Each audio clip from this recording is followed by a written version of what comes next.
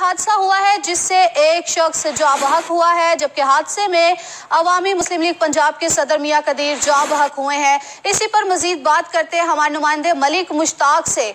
जी मलिक मुश्ताक, ये हादसा किस तरह पेश आया? जी बिल्कुल, मिश्री शाह के इलाके में कार सवार 3 अफराद ने अवामी मुस्लिम लीग पंजाब के सदर को कुचल डाला। मियां कदीर जो कि मिश्री शाह के इलाके में तेज रफ्तार कार की जद में आ गए।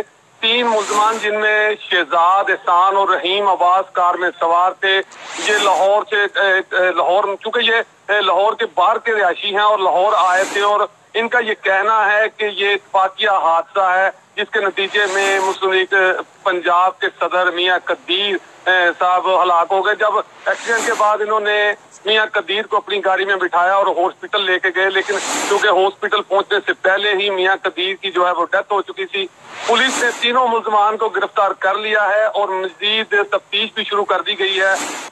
बताया ये जा रहा है कि तफ्तीश में इस पहलू को मद्देनजर रखा जा रहा है कि कहीं ये तीनों मुलजमान पहले से प्री प्लान तरीके से तो मियां कदीर को नहीं मारने के लिए ये हादसा प्री प्लान था। बहुत शुक्रिया मलिक मुश्ताक, आपने हमें अपडेट किया। मिश्री शाह के इलाके में कार में सवार 3 अफराद ने अवामी मुस्लिम लीग पंजाब सदर को कुचल कर हलाक कर दिया।